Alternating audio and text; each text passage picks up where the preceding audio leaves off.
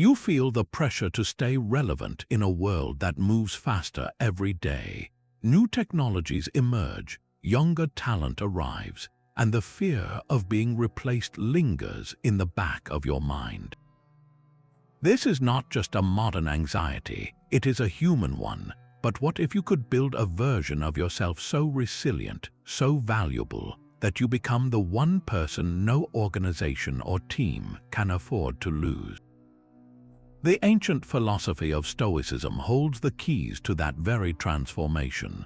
By the end of this, you will have 25 specific, actionable Stoic ways to make yourself completely irreplaceable.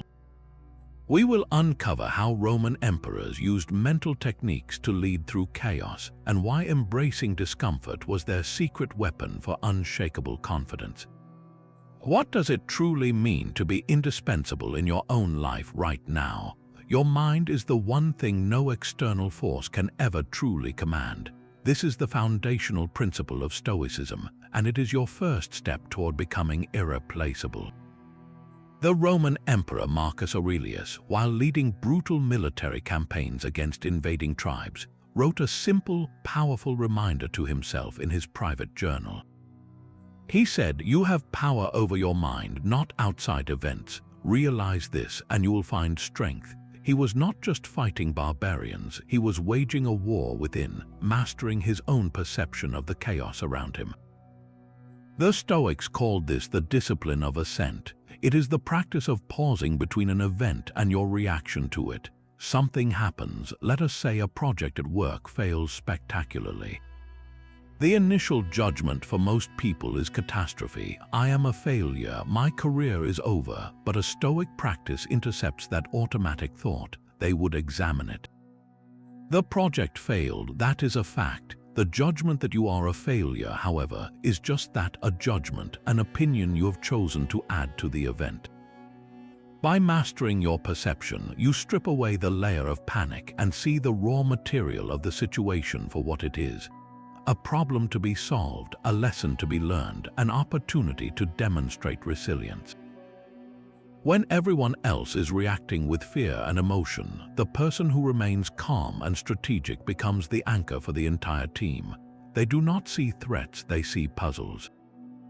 They do not see insults, they see information. This ability transforms you from a reactive employee into a proactive leader, the kind of person who can be trusted with any crisis because your value does not fluctuate with circumstance. Your worth is built on an unshakable internal foundation. That same mental fortress is built not just through thought, but through deliberate action. This second way challenges you to seek out what you normally avoid. The Stoics called this voluntary discomfort. It is the conscious choice to embrace minor hardships like taking a cold shower, skipping a meal, or taking on a difficult task when an easier option is available. Why would anyone do this? Seneca, the wealthy philosopher and advisor to an emperor, explained it with perfect clarity. He said, "Set aside a certain number of days during which you shall be content with the scantiest and cheapest fare, with coarse and rough dress, saying to yourself the while, 'Is this the condition that I feared?'" He was not promoting a life of misery, but a training regimen for the soul.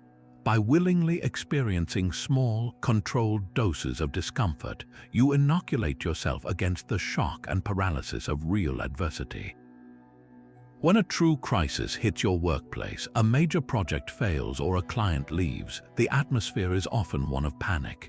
People who have lived only in comfort are completely thrown. Their focus shatters, their emotions spike, but you, because you have practiced discomfort, remain steady. Your mind has already visited this territory. You have felt the initial shock of the cold water and learned to breathe through it. You have faced the mental friction of a complex problem and pushed through. This practiced resilience makes you the reliable one, the person who does not break under pressure but instead becomes more focused. Your colleagues and leaders see this unshakable calm and know they can depend on you when everything else is falling apart. You are not just enduring hardship, you are using it as a tool to forge a version of yourself that remains unbreakable when it matters most. A project you poured your heart into gets cancelled. The market shifts, a key client walks away, and the result you worked for vanishes. In that moment, everyone scrambles, searching for someone or something to blame. But the Stoic stands apart, not in indifference but in profound focus. They are already at work on the one thing that remains entirely theirs, their own response. This is the third way, mastering the dichotomy of control. The Stoics divided the entire world into two simple categories: what is up to us and what is not. What is up to us, our opinions, our judgments, our desires, our actions. Everything else, our reputation, our wealth, the weather, the actions of other people, falls into the second category: it is not up to us. The profound power of this idea is not just in understanding it, but in applying it with ruthless discipline. Your effort on a project is up to you. The final outcome of that project is not. You can control the quality of your work, the clarity of your communication, your integrity in a negotiation. You cannot control whether your boss appreciates it, whether a competitor undercuts you, or whether the economy enters a recession. Most people exhaust themselves trying to command the uncontrollable. They tie their sense of self-worth to a promotion they cannot guarantee. They become paralyzed with anxiety over a presentation's reception, something entirely in the hands of the audience. The Stoic, however, invests their entire energy in their own sphere. Imagine two colleagues facing the same failed product launch. The first is distraught, lamenting the unfair market, the stupid customers, the missed opportunity for a bonus. Their productivity plummets as they dwell on these external blows. The second colleague, grounded in the dichotomy, assesses the situation differently. They ask, what was within my control? I can control analyzing why it failed, extracting every lesson, and applying that knowledge to the next project with even greater skill. They immediately begin documenting insights and brainstorming improvements. Their value does not disappear with the failed product, it actually grows. They become a source of relentless forward momentum, a problem-solving engine that cannot be switched off by external events. While others are emotionally tossed by every success and failure, you become the steady force, always focused, always building, always in control of the only thing that truly matters, your next move. This unwavering focus makes you a pillar of productivity in a sea of chaos. A reputation for integrity is not built in a single grand gesture, but in the quiet consistency of 1,000 small choices. This is the fourth way to become irreplaceable, and it draws directly from the core Stoic virtue of justice. For the Stoics, justice was not merely a societal law, it was a personal code of conduct that governed every interaction. The philosopher Epictetus, born a slave and later a revered teacher, placed character above all else. He taught that your integrity is your most valuable possession, something far more important than temporary comfort or convenience.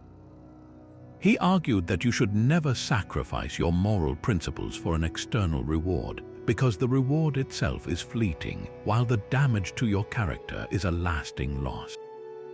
Think about a common workplace dilemma. A colleague suggests cutting a small corner on a report to meet a tight deadline, a shortcut no one will likely notice. The convenient path is to agree, to avoid conflict and get the task done. The path of integrity, the Stoic path, is to speak up. You explain that an accurate report is foundational to trust and that you would rather deliver it correctly, even if it takes a little longer. In that moment, you are not just protecting a single report, you are building your own reputation, brick by brick. People begin to notice this pattern. They see that your word is your bond, that you treat the intern with the same respect as the CEO, and that you handle confidential information with absolute discretion. Over time, this makes you the go-to person for the most important decisions and the most sensitive projects. Leaders know they can hand you a difficult task without worrying about ethical shortcuts. Colleagues trust your judgment implicitly because they know it is never clouded by self-interest. While others might be swayed by the temptation of an easy win, your moral compass remains fixed. This creates a form of value that no algorithm can replicate and no new hire can instantly provide. You become the human keystone of your organization, the one whose unwavering integrity holds the entire structure together. Every setback carries a hidden command, a direction to become someone new. The fifth way to forge your irreplaceable nature is to embrace amor fati, the Stoic command to love your fate. This is not passive resignation, it is an active, fierce acceptance of every event as necessary fuel for your growth. The philosopher Friedrich Nietzsche, who admired the Stoics, later captured this idea perfectly with his own phrase. He said, "My formula for greatness in a human being is amor fati, that one wants nothing to be different, not forward, not backward, not in all eternity." Every setback, every so-called failure, every unexpected detour is not merely to be endured but to be embraced. Think of a career story you might know. Someone is laid off from a stable, comfortable job they have held for years. The initial shock feels like a disaster, a personal failure. But what if that forced exit was the very push they needed to start the business they always dreamed of, a venture that leads to far greater fulfillment and impact than the old job ever provided? That layoff was not a tragedy to be mourned, but a critical part of their destiny to be loved. This mindset transforms you from a victim of circumstance into an alchemist of experience. When a project you lead is shut down, you do not just accept it, you dive into the wreckage to find the gold. You ask, what did this teach me about the market, about my team, about my own blind spots? How can this apparent end become the foundation for a stronger beginning? While others are still complaining about the unfairness, you are already building the next thing, armed with invaluable, hard-won insights. You become the ultimate optimistic problem solver, the person who can walk into a room filled with problems and see not obstacles but a landscape of raw material. This relentless ability to find value in every single situation, especially the difficult ones, makes you a perpetual source of energy and innovation. People are drawn to this outlook because it is contagious. It builds resilience that cannot be outsourced or automated. You are not just doing a job, you are mastering the art of turning every event, even fate itself, into your greatest ally. A Roman general riding in a triumphant parade through the streets of the capital had a whispered reminder constantly in his ear. A slave stood behind him, holding a laurel crown over his head and repeating the phrase, "Memento mori." Remember, you must die. This was not a morbid threat, but a profound tool for clarity. This sixth Stoic way is about making that same whisper a conscious part of your daily life. By regularly contemplating the finite nature of your time, you drain the trivial of its power and pour all your energy into what truly matters. The Stoics were not fixated on death itself, but on the life it defines. Seneca wrote that we are all dying every day, for each day that passes is a piece of us that is gone. He urged us to live with this truth in mind, to measure the worth of our actions against the ultimate deadline. How would you work today if you knew it was your final week in your role? You would not waste hours in pointless meetings or on petty office politics. You would focus with laser intensity on your most meaningful contributions. You would express appreciation to your colleagues, finish that critical project, and leave things in better order than you found them. This is the power of memento mori. It instills a productive urgency that cuts through procrastination and distraction. In our modern world, the slave's whisper is replaced by the constant ping of notifications, pulling our attention in a dozen trivial directions. Contemplating your mortality is the antidote. It is the practice of asking yourself, is this email, this task, this worry worthy of my limited and precious time? This focus makes you incredibly efficient and purpose-driven. You become the person who consistently works on the vital few things, not the trivial many. Your colleagues and managers see this clarity and recognize that your hours are spent on high-impact work that moves the entire team forward. You are not just busy, you are building a legacy with the time you have, and that kind of purposeful contribution is the mark of someone who cannot be replaced. A voice cuts through the noise of a crowded room, and you have a choice. You can wait for your turn to speak, already formulating your own response, or you can truly listen. The seventh way to build your irreplaceable value lies in this very choice, in cultivating the Stoic art of deep listening. Marcus Aurelius, a man who constantly heard the petitions and opinions of senators and generals, gave himself a simple reminder. He wrote, "In every case, the thing to do is to stand by the old Roman watch. See to it that you remain the man you are striving to be." And part of that striving was to hear others fully, not just the words, but the meaning behind them.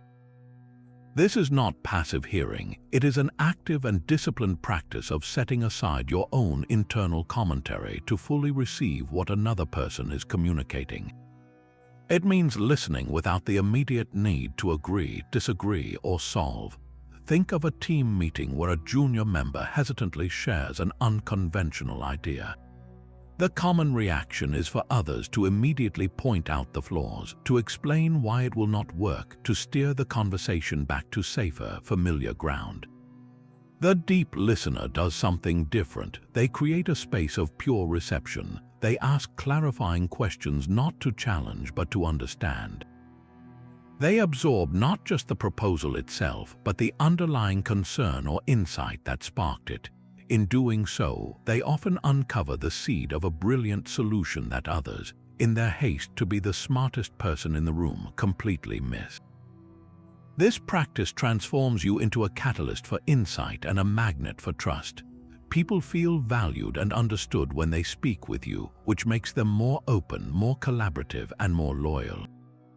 You become the person who can de-escalate conflicts by truly hearing all sides, and the one who can synthesize disparate pieces of information into a coherent whole because you have absorbed them without distortion.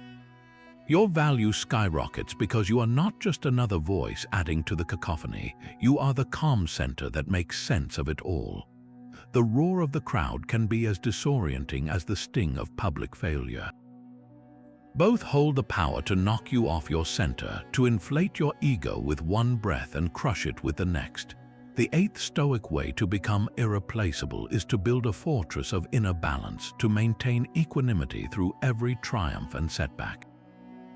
This is not emotional numbness, but a profound stability that keeps your performance steady and your judgment clear, no matter the weather outside. The Stoics practiced seeing both praise and criticism for what they truly are, external events that are not up to them. A compliment does not change the quality of your work, just as an insult does not diminish it. Your value is intrinsic, rooted in your effort and your character, not in the fleeting opinions of others. Consider a legendary athlete after a championship win. While their teammates are celebrating wildly, the camera finds the team's star, their expression calm, almost serious.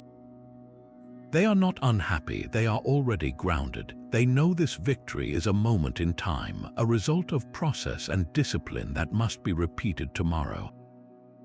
The same is true for a business leader whose company misses its quarterly targets. The equanimous leader does not spiral into blame or despair. They address the team with the same steady composure they had during the previous quarter's success. They analyze the data, adjust the strategy, and focus the team's energy on the next actionable step. This unshakable balance makes you the stable core of any group. When a project succeeds, you prevent the team from becoming complacent. When it fails, you stop the panic from spreading. People are drawn to this consistency. They know that your mood, your focus, and your reliability are not tied to the latest stock price or the most recent performance review. You become the leader others trust, not because you are always right, but because you are always steady. In a world of volatile reactions, your equanimity is a superpower, creating a zone of calm and predictable excellence where real, lasting work can be done. A life without purpose is like a ship adrift in a vast ocean, moved by every current but arriving nowhere. The ninth Stoic way demands that you take the helm, to act with unwavering purpose and intentionality in everything you do. This is the opposite of living on autopilot, reacting to emails, demands, and distractions as they arise. The Stoic lives by design, not by default. Seneca, in his letters, raged against the casual waste of our most precious and finite resource, time. He wrote that people are frugal in guarding their personal property, but as soon as it comes to squandering time, they are most wasteful of the one thing in which it is right to be stingy. He observed that we are often busy but rarely purposeful, filling our days with activity that does not align with our deepest values. To live with intention is to begin each day with a simple, powerful question: what is my chief aim today? This is not a to-do list but a guiding star. Your chief aim might be to foster collaboration on your team, to deliver a key piece of a project with flawless precision, or to mentor a junior colleague. With that aim clear, every action that follows becomes a strategic choice. Checking email is no longer a mindless scroll, but a focused effort to clear obstacles toward your aim. A meeting is not an obligation to be endured, but an opportunity to advance your purpose. This deliberate focus transforms your contributions from scattered tasks into a coherent, powerful narrative. While others are lost in the noise of urgent but unimportant demands, your work is consistently aligned with what truly moves the needle. Managers and peers see this clarity and recognize that your effort is never wasted. You become a strategic force, the person whose presence on a project guarantees it will be driven by a clear vision and a steady hand. Your value is not just in what you do, but in why you do it, a depth of contribution that passive reactors can never hope to match. Your mind instinctively flinches away from potential disaster. The Stoics, however, trained themselves to walk directly toward it. This 10th way to build irreplaceable value is through the deliberate practice of negative visualization, or premeditatio malorum, the premeditation of evils. It is a mental drill where you systematically visualize the worst-case scenarios in vivid detail, not to invite despair, but to disarm fear and build unshakable preparedness. Seneca would regularly practice this, contemplating the loss of his wealth, his status, and even his family. He did this to arrive at a profound realization. Is this what I feared? Well, here it is, and I am still standing.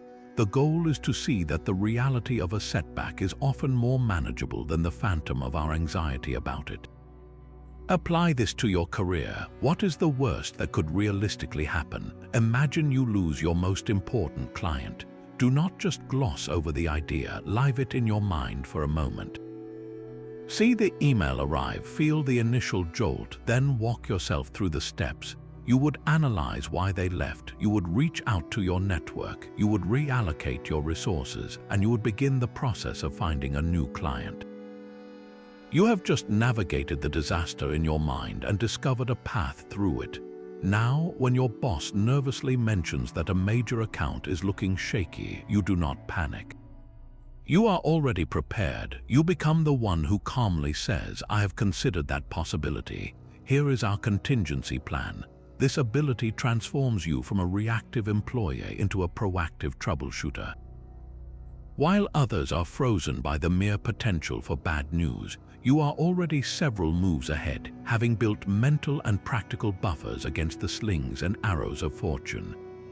Your value is not just in solving problems, but in anticipating them, a foresight that makes you a strategic asset no team can afford to lose. The fortress of your character is built not in a single dramatic stand, but in the quiet discipline of your morning routine. This 11th way turns your focus inward to the small, daily habits that forge the unbreakable self-control required for a life of impact.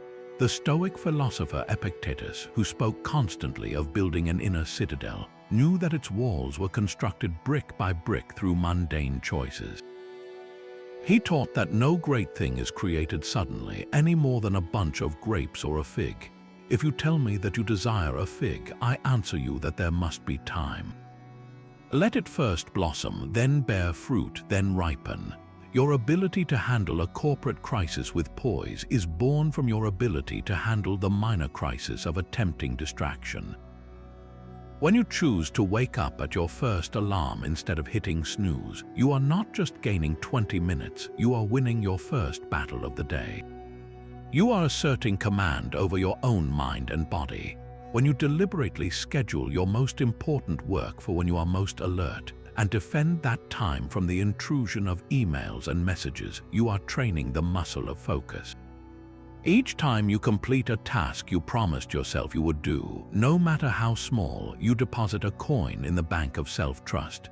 This cumulative discipline builds what Epictetus called your inner citadel, a fortress of will that cannot be easily breached by external chaos. Imagine two employees facing an unexpected, high-pressure deadline. The first has a habit of working in reactive bursts, constantly checking social media and letting their schedule be dictated by the latest email. They are immediately overwhelmed, their focus shattered by the pressure. The second, who has practiced the small disciplines daily, operates differently. Their mind is already trained for deep work. They can calmly assess the priorities, block out the noise, and execute a plan with steady determination. Their colleagues and managers see this consistent reliability and know that when a critical task arises, this person will deliver, not through heroic effort, but through practiced, habitual excellence. Your value becomes your predictable, unwavering competence, a quality so rare it makes you the bedrock of any serious endeavor. Words are powerful currency, yet most people spend them carelessly. The 12th Stoic way to make yourself irreplaceable is to master the art of speaking with purpose and brevity. This is not about being silent, but about ensuring that every word you utter carries weight and intention. In his private writings, Marcus Aurelius constantly reminded himself to avoid unnecessary speech, especially gossip and complaints. He wrote, "Let no word escape your lips that is not fraught with purpose and benefit." He saw idle talk as a drain on his vital energy and a distraction from his duties as a leader. In a world saturated with meetings, emails, and constant messaging, the person who speaks concisely and meaningfully stands out like a beacon of clarity. Imagine a typical project debrief where everyone is sharing their perspectives.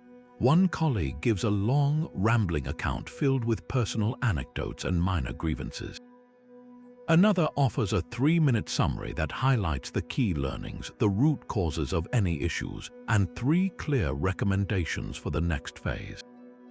Who commands more respect? Who is listened to when they speak? The second person, without a doubt. Their deliberate communication signals a disciplined mind that has processed the chaos and extracted the signal from the noise.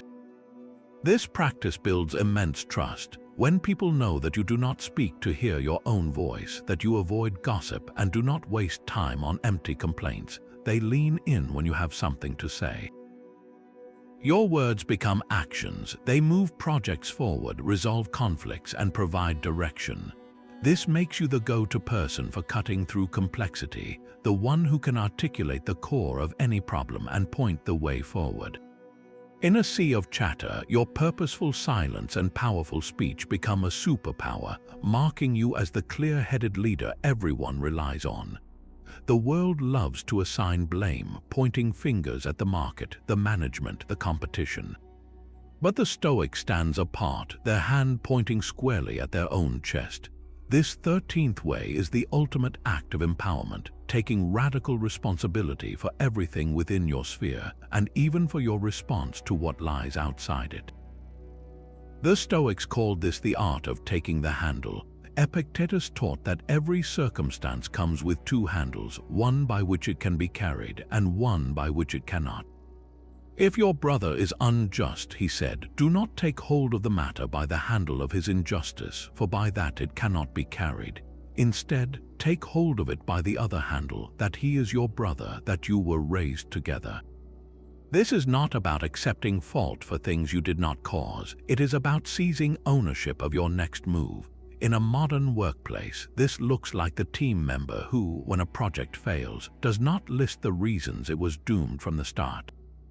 Instead, they say, my responsibility was to anticipate those risks and build a stronger case for our approach.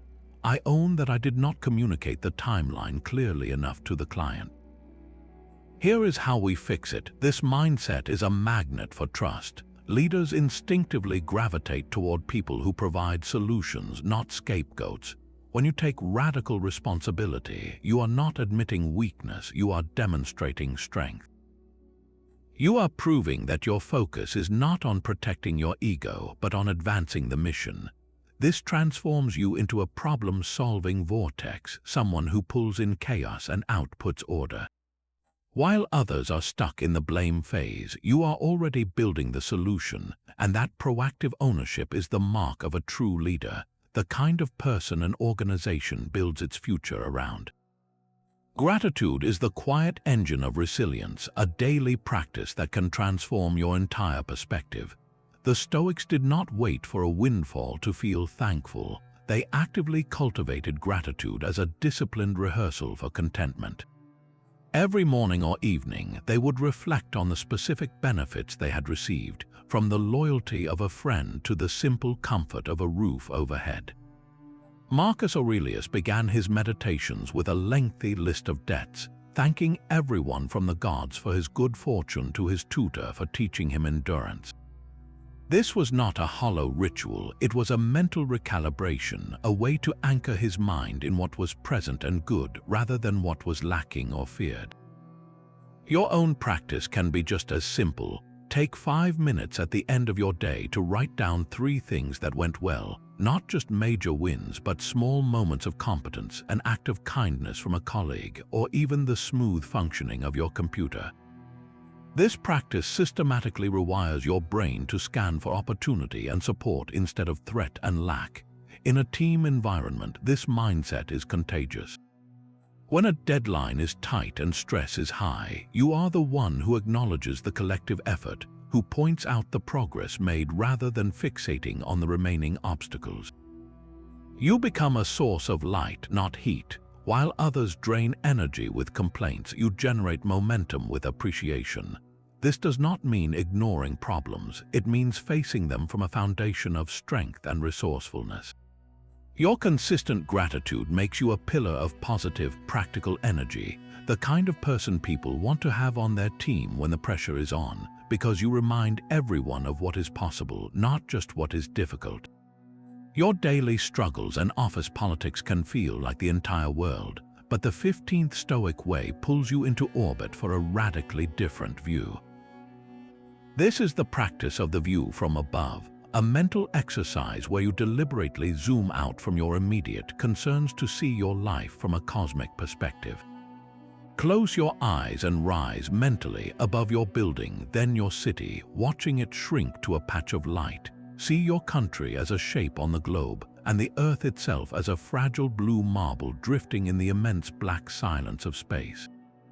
From this vantage point, that urgent email, that tense meeting, that perceived slight, what are they? They are not nothing, but they are placed in their proper, tiny proportion. The Roman Emperor Marcus Aurelius was a master of this. He would remind himself to frequently take this view, to see the countless armies, farms, weddings, and funerals all happening at once, and to recognize his own brief life as a single, small part of a vast and ancient whole. This is not about dismissing your work as meaningless, but about cleansing it of pettiness and ego.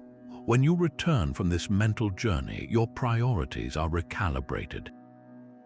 You are no longer fighting for status in a tiny kingdom, but working on a small, precious piece of a much larger human project.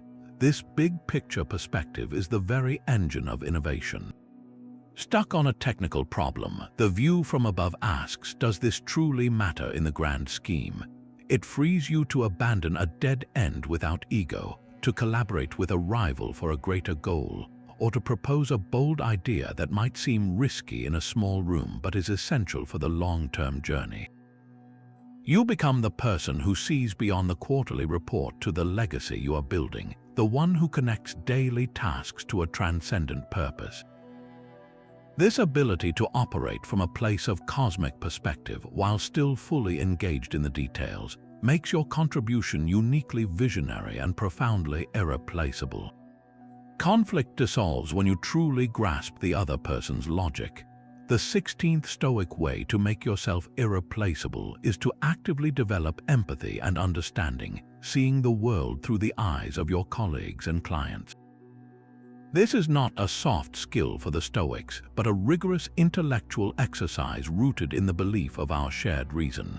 Seneca, in his essays on human fellowship, argued that we are all limbs of the same great body, created for a life of social cooperation. He wrote that a person should be a friend to everyone because we all share in the same universal reason. To act against another person is to act against the very nature of humanity itself. This philosophy demands you step outside your own assumptions and genuinely inquire, why would a rational person act this way? When a team member aggressively dismisses your proposal, the easy reaction is to see them as an obstacle or a rival. The Stoic practice of empathy challenges you to deconstruct their position.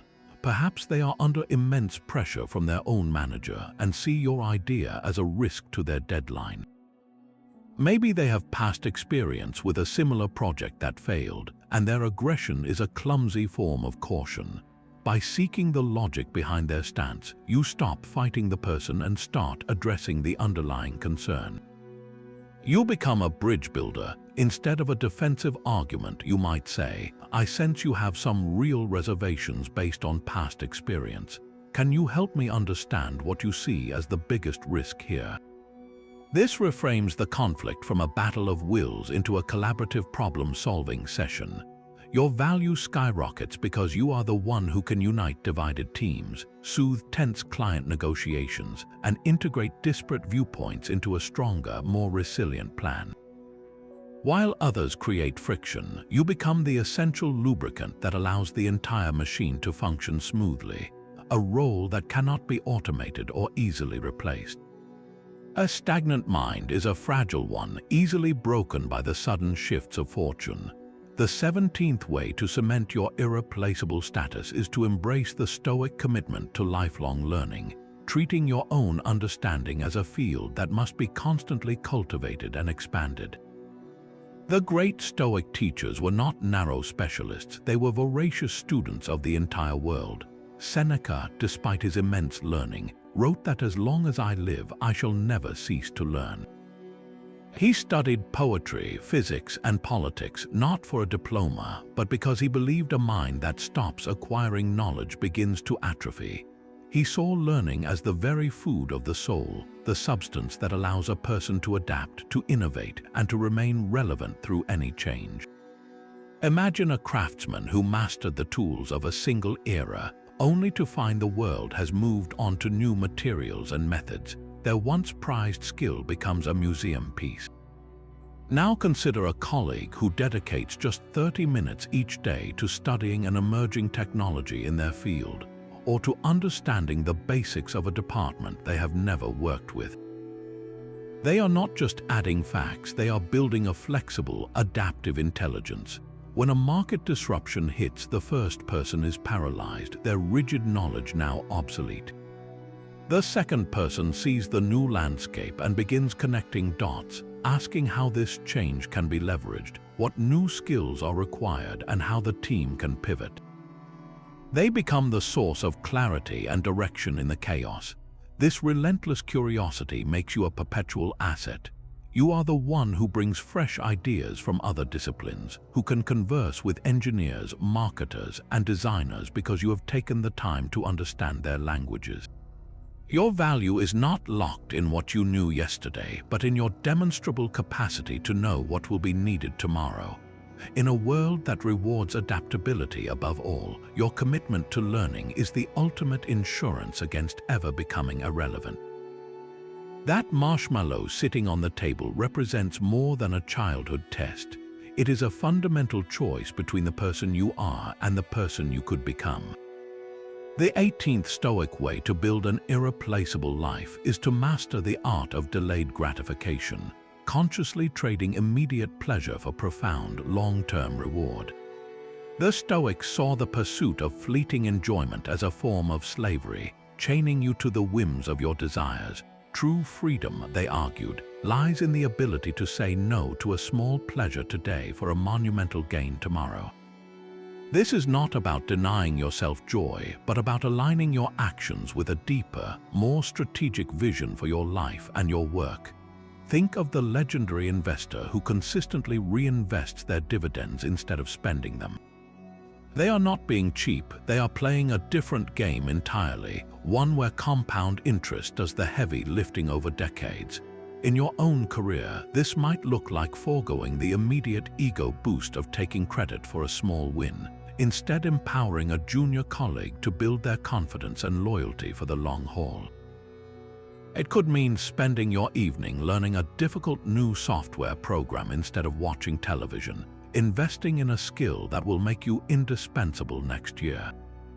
Every time you choose the harder, more valuable path over the easier, more pleasurable one, you are strengthening your willpower like a muscle.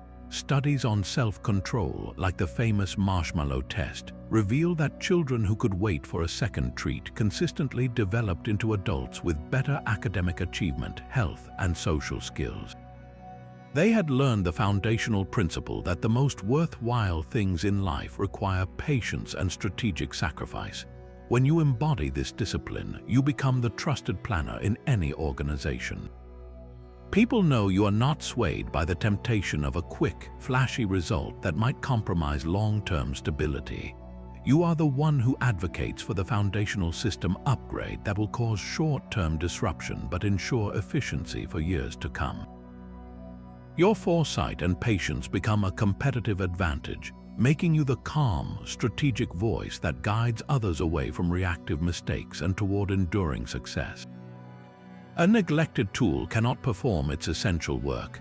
The 19th Stoic way demands you treat your own body and mind with the same disciplined care a master craftsman gives their finest instruments, for they are the irreplaceable vessel through which your character and your work must flow. The Stoic philosopher Musonius Rufus, a teacher of Epictetus, was remarkably direct on this point. He argued that it is a mistake to believe that the care of the body is contrary to the care of the soul. In fact, he taught that physical training is a foundation for philosophical virtue. He was not advocating for vanity, but for functional readiness. He prescribed simple, vigorous exercise and a plain diet not to build an impressive physique, but to build a resilient and reliable human being, one capable of sustained effort and clear thought. For the modern professional, this translates to a non-negotiable commitment to your own operating system. When you sacrifice sleep to answer one more email, you are not being heroic, you are borrowing from tomorrow's clarity at a ruinous interest rate. When you fuel yourself with processed food because you are too busy for a proper meal, you are not saving time, you are clogging the very engine of your creativity and stamina. Your physical vitality is the platform for your mental fortitude. A tired, malnourished brain is far more susceptible to anxiety, irritability, and poor judgment, the very states that erode your stoic equilibrium. Make movement a daily ritual, even if it is a 20-minute walk. That walk is not a break from your work, it is part of your work, a time to reset your nervous system and often to find the solution that eluded you at your desk. Choose foods that provide steady energy, not a sudden spike and a crashing fatigue. This disciplined self-maintenance is what allows you to be the reliable one. When a crisis demands late nights, your body and mind can answer the call without breaking. Your colleagues will come to depend on your consistent energy and your unshakable presence, a presence built not on caffeine and adrenaline, but on a foundation of profound self-respect. Fear is not the enemy of courage, but its raw material. Courage is the 20th Stoic way, and it is defined not as the absence of fear, but as the will to act rightly in spite of it. The Stoics saw fear as a form of misplaced desire, a desperate craving to avoid a specific outcome. Courage, then, is the application of wisdom to that craving, choosing the correct action even when every instinct screams for retreat. This is the quality that forges decisive leaders in moments of absolute crisis. History offers a stark example in Cato the Younger, a Roman senator whose entire life was a lesson in Stoic principle. He watched as Julius Caesar, a popular general, methodically dismantled the Roman Republic, concentrating power in his own hands. Many senators were terrified, but they went along, rationalizing their compliance for the sake of safety or status. Cato, however, stood firm. He did not merely disagree, he actively and publicly opposed Caesar at every turn, knowing full well it was making him a target. He was not fearless, he felt the same human anxieties as anyone, but his courage was in his action. He believed defending the Republic was the right thing to do, and so he did it regardless of the personal cost. His opposition was so principled and so relentless that Caesar himself is said to have remarked, "I do not like seeing Cato charge me with dishonor while I am in office." Cato's courage became a symbol, a living testament to integrity that outlasted his own life. In your own world, this courage does not require a political revolution. It appears when you must deliver bad news to your team instead of hiding it, knowing it will create short-term discomfort but long-term trust. It is the courage to voice a dissenting opinion in a boardroom where groupthink has taken over, to challenge a flawed plan because you see a catastrophic risk others are ignoring. It is the courage to fire a toxic but high-performing employee because their behavior is poisoning the culture. In these moments, your heart may race and your mind may supply a dozen reasons to stay silent. But the Stoic acts, they assess what is right and they do it. This transforms you into the ultimate asset, the person who can be trusted with the most difficult decisions. When chaos erupts, people do not look for the smartest person in the room. They look for the bravest, the one who will step into the uncertainty and lead. Your courage, born not from recklessness but from a deep commitment to principle, makes you the anchor point in every storm. The greatest obstacle to learning is often the belief that you already know. The 21st Stoic way to make yourself irreplaceable is to practice a radical form of humility, an active openness to feedback that treats every critique as a gift. The Stoics saw arrogance as a form of ignorance, a prison that locks you into your current limitations. Epictetus, the former slave, warned his students that it is impossible to learn that which you think you already know. He argued that a wise person is defined by their ability to recognize the vast expanse of what they do not understand. This is not about self-deprecation, but about a clear-eyed and honest assessment of your own gaps, an understanding that your present self is a project, not a finished product. Consider a brilliant software architect who designs a complex new system. They are convinced their logic is flawless. When a junior developer timidly points out a potential security flaw, the arrogant architect dismisses it, their ego bruised by the suggestion. The humble Stoic architect, however, leans in. They actively seek out that junior perspective, knowing that a fresh set of eyes might see the one crack they missed. They ask questions, they explore the concern, and in doing so, they often prevent a catastrophic failure. This posture of open humility transforms you into a learning machine. You become infinitely coachable, able to absorb feedback from anyone at any level and synthesize it into genuine improvement. Leaders notice this quality immediately.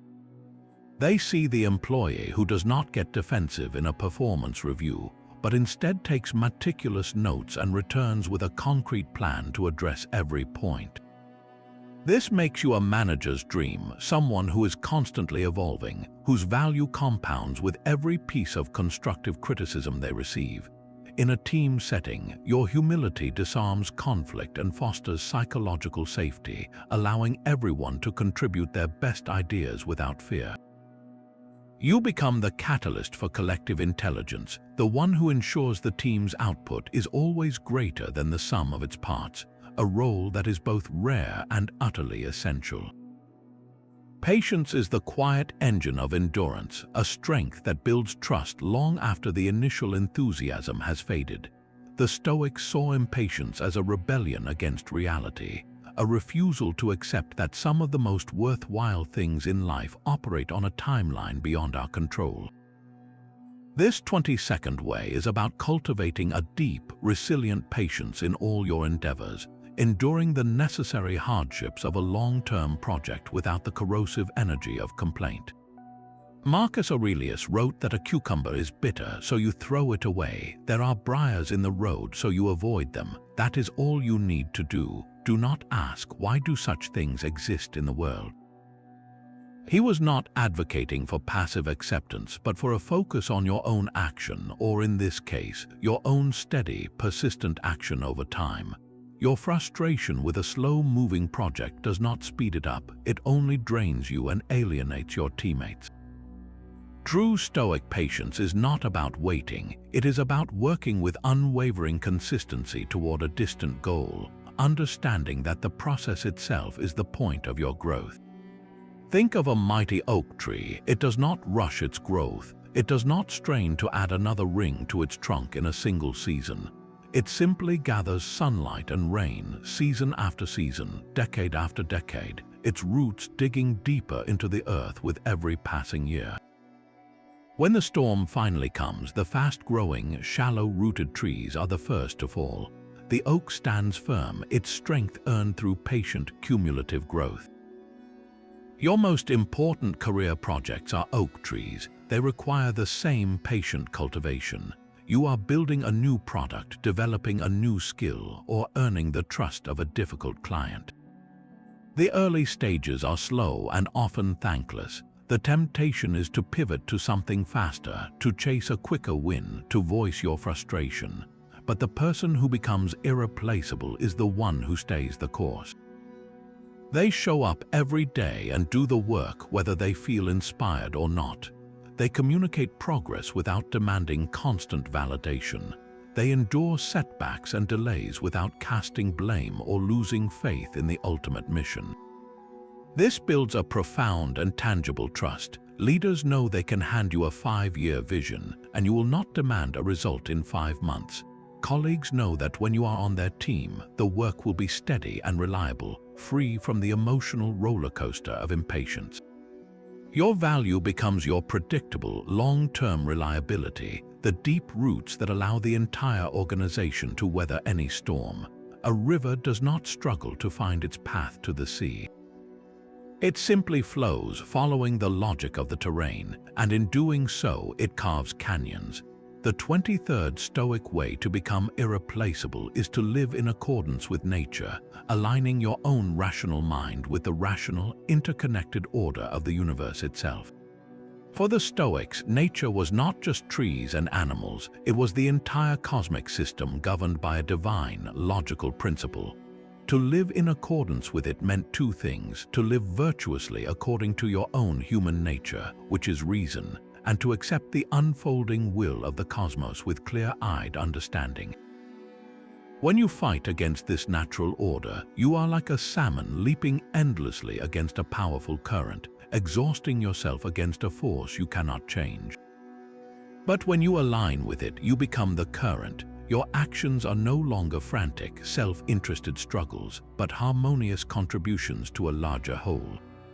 Imagine a master craftsperson working with a piece of wood. They do not force it to become something it is not. They study its grain, its strengths, its natural weaknesses, and they work with that nature to reveal the beautiful form already latent within it. Your work, your team, your own skills are that piece of wood. To live in accordance with nature is to stop imposing your will upon them and start working with their inherent logic. You stop trying to change a colleague's fundamental personality and instead learn how to channel their unique strengths. You stop resisting a market shift and start asking how you can adapt your skills to serve the new reality. This alignment brings a profound sense of ease and effectiveness. Your decisions feel less like guesses and more like inevitable conclusions drawn from a clear understanding of the facts. You become a person of immense impact, not because you are pushing harder than everyone else, but because you are pushing in the right direction, with the full momentum of reality itself behind you. This harmony makes you a natural leader, the one who sees the flow of events and knows exactly where to place a stone to change the course of the river for the better. Your most valuable work is not a line on a resume, but the echo of your help in someone else's success. The 24th Stoic way to make yourself irreplaceable is to practice a profound and strategic generosity, offering your time and skill to others without any expectation of direct return. This is the living expression of the Stoic virtue of justice, which Marcus Aurelius described as the source of all other virtues. He wrote that the fruit of this life is a good character and acts for the common good. He found his deepest joy not in the pomp of being emperor, but in the quiet satisfaction of serving the people of Rome, seeing his own well-being as inseparable from the well-being of the whole. This philosophy transforms networking from a transactional exchange into the organic building of a community bound by genuine loyalty. Think of a senior engineer who could easily guard their hard-earned knowledge as a form of job security. Instead, they take 30 minutes each week to mentor a new hire, patiently explaining complex systems without being asked. They are not just teaching code, they are building an ally. They are depositing trust in a relational bank. When that new hire eventually rises to a position of influence, who do you think they will recommend for a critical new project? The engineer who hoarded information or the one who generously shared it? This principle extends beyond mentorship. It is the colleague who offers to help you with a heavy workload when your own plate is full, or the leader who publicly credits their team for a success while absorbing the blame for a failure themselves. These acts of service create a web of mutual respect and obligation that is far stronger than any formal contract. Your reputation becomes that of a giver, a builder, a person who elevates everyone around them. This makes you the central node in any human network, the one people want to work with, protect, and promote. Your value is no longer just in what you can do, but in the powerful, loyal community you have built through selfless contribution. Your final task each day is to close the loop on your own progress. This 25th and final Stoic way is the practice of the evening review, a structured meditation where you examine your actions against your principles to ensure you are not just moving, but moving in the right direction. Before sleep claims you, find a quiet moment to retreat into your own mind and hold a sincere conversation with yourself. Ask 3 simple but profound questions. Where did I go wrong today? This is not an invitation for self-flagellation, but for clear-eyed diagnosis. Perhaps you lost your temper in a meeting, or you avoided a difficult conversation you knew you needed to have. Acknowledge the misstep without drama, simply noting, I acted with impatience or I chose comfort over courage. The second question is, what did I do right? Celebrate the victories, however small. Maybe you offered genuine praise to a struggling colleague, or you chose to listen deeply when you would have rather interrupted. This reinforces the behavior you want to grow. The final and most important question is, what should I do differently tomorrow? This turns reflection into a plan for action. If you were impatient, your plan might be to take 3 deep breaths before responding to a provocation. If you avoided a conversation, your plan is to schedule it first thing in the morning. This nightly ritual is the ultimate act of self-governance. It ensures you are not drifting through your career on autopilot, accumulating habits you do not want. Instead, you are the captain of your own soul, constantly adjusting the rudder, learning from every squall and every calm. This daily commitment to refinement makes you a perpetual growth machine, a person who is genuinely better today than you were yesterday. In a world where most people repeat their mistakes, your disciplined self-awareness makes you uniquely capable of evolution. The one person who is always learning, always improving, and therefore truly impossible to replace. Your journey through these 25 Stoic ways has been a blueprint for constructing a character so robust and purpose-driven that you become the anchor in any storm. You began by mastering your mind, the one thing no outside force can command, and moved through the deliberate embrace of discomfort to forge resilience. You learn to focus only on what is within your control, building an unshakable foundation of integrity through countless small, consistent choices. You discovered how to love your fate, seeing every setback as fuel, and to sharpen your days with the clarity that comes from remembering your time is limited. You practiced deep listening, maintained balance through praise and blame, and acted with unwavering intention. You prepared for the worst through negative visualization, built self-control with daily discipline, and chose words with purpose and brevity. You took radical responsibility for your sphere, cultivated gratitude as an engine of resilience, and gained perspective from a cosmic view. You sought to understand others with empathy, committed to lifelong learning, and mastered the art of delayed gratification. You cared for your body and mind as essential tools, found the courage to act despite fear, and remained humble and open to all feedback. You cultivated the deep patience of an oak tree, learned to align your actions with the natural flow of the world, and practiced a generosity that builds lasting communities. And you closed each day with a reflective review, ensuring you are always the captain of your own soul. These are not 25 separate tips, but interlocking threads in a single, unbreakable tapestry. Woven together, they create a person of profound resilience, unwavering integrity, and clear-eyed purpose. A person who cannot be replaced because their value is not in a single skill, but in the very fabric of their being. The final step is yours alone to take. Do not try to master all of this at once. Choose just one way, the one that resonates most deeply with you right now, and begin practicing it today.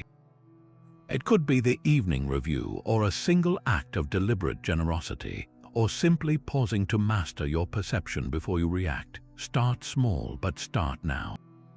Your path to becoming irreplaceable begins with a single, intentional step. Share the way you have chosen in the comments below, and let this community support you on your journey.